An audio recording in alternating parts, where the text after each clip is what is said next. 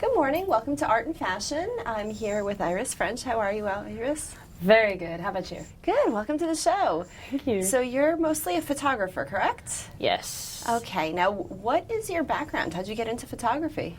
I've always been interested in the arts, but it really all happened just one thing after another. I grabbed a camera for $20 off of eBay, started shooting my friends, and then a few of my photos actually started making it into just random galleries or open submissions at the college I go to. And my dad actually said, you really have a talent for this. Why don't we invest in a camera? And from that, I started picking up all these different people who saw my photos on Facebook. And they said, you should start a photography page. You should go for this. And yeah, now here I am, a few art galleries later, a few magazines. I run under the name Djinn Photography on Facebook, and it's going fantastically. And how do you spell that?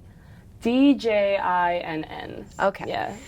Now, your pieces have been exhibited where?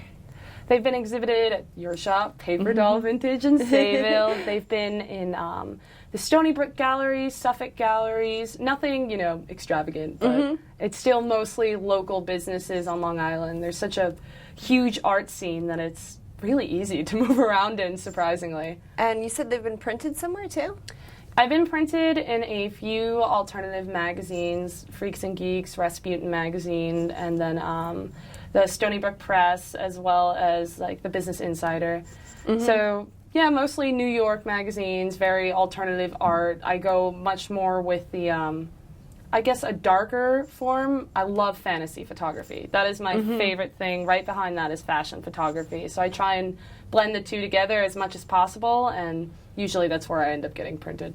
And what's the inspiration for the content of your pieces?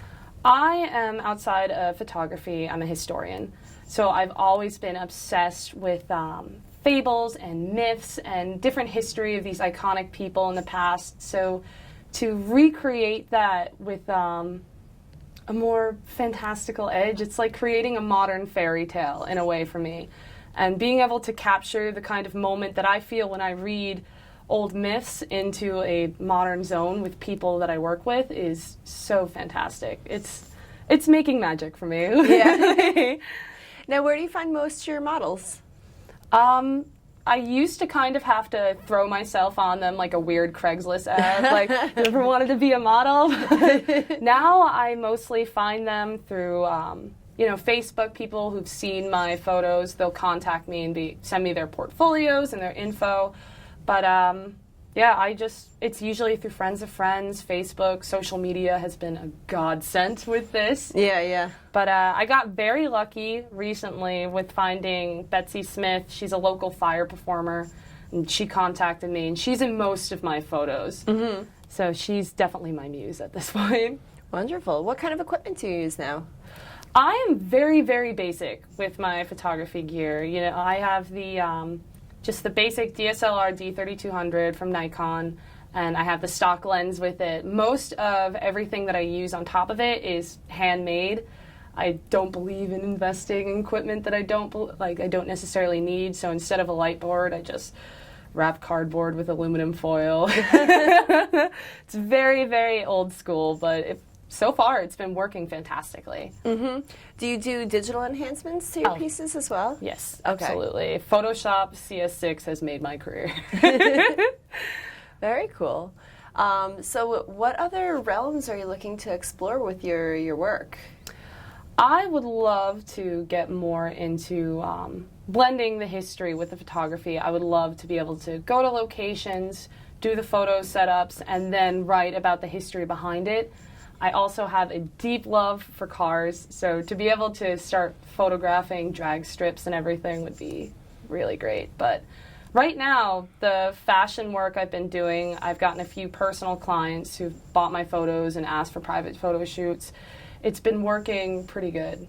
Do you have a narrative for your pieces? Usually I'll have a brief form of inspiration that will hit me, and then it just kind of snowballs. Lately, I've been really, really inspired by the aristocracy of the French Revolution. you know, the people who just really just tanked everything about France have been so interesting to read about. Their fashion and the way they just live their life and the utter controversy that surrounded them with the peasant rebellions is really fascinating. And All right. on top of that, the Bohemian Revolution, too. Just massive amounts of absinthe has always been up my alley. Very cool. We're going to take a quick break, and then when we come back, we'll talk a little bit more about your website and where to find your work. Great.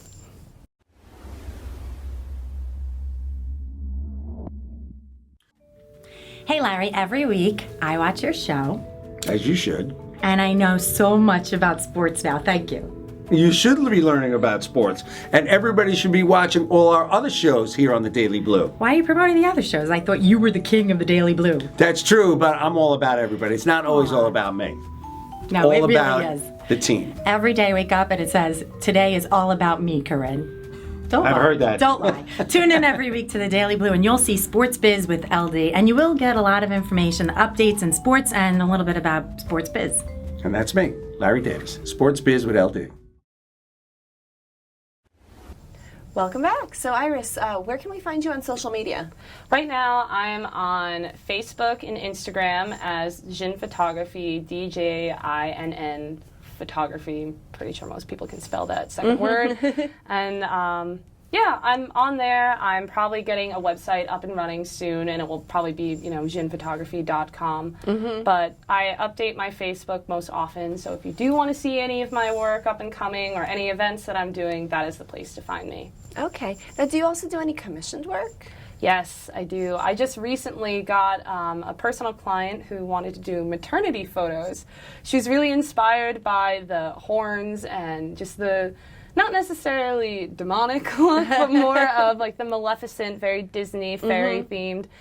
And I did a beautiful set of photos with her. She's 9 months pregnant, but she looked like a goddess in this, and it was so cool to work with her. Aw. Yeah. Well, if somebody did want to get commissioned work from you, what's the best way to contact you?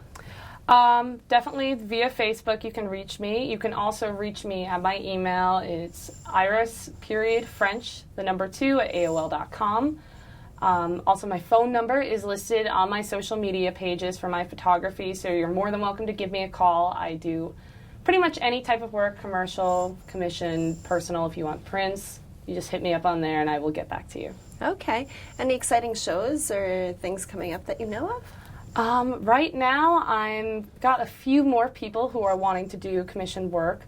And I actually just recently had an art gallery at your store, so I have my pieces hanging up there. And I also have someone who wants to do a Disney-themed headshot type thing, so that seems to be interesting, and I'm hoping that'll pan out well. And I might be doing a perfume ad, apparently. Oh, cool. Yeah, there's a lot of very up-in-the-air type things, but I mean, that's working with other artists, so it's never going to be never going to be stable.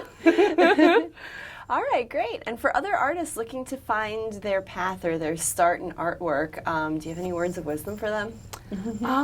Honestly, the best advice that I could give is just go for it. There's nothing more brilliant than finding your own creativity, and I've been lucky enough to have a support group around me that does it, and if you are in the Long Island area, there is such a vast amount of options for you to use to expand your artwork. And really, the only thing stopping you is yourself, so just go for it. Jump off the cliff. I mean, that's what I've always done. Yeah. And it works and it doesn't, but it makes it such a fantastic ride. Are there any other artists that inspire you? Amy Brown. She, ever since I was about 8 years old, I used to collect her watercolor booklets. So she's been one of my inspirations. Neen Thomas, different composers, Ludovico Einaudi. It's kind of very scattered, but yeah, they're all great inspirations of mine. All right, great. Well, I look forward to seeing more of your work and hanging more of your work at the shop. Thank you so much for also supporting and showing your pieces at my shop. My pleasure. And it's been great having you on the show today. Thank you so much for coming on. Thank you for having me. And thanks for tuning into the Daily Blue.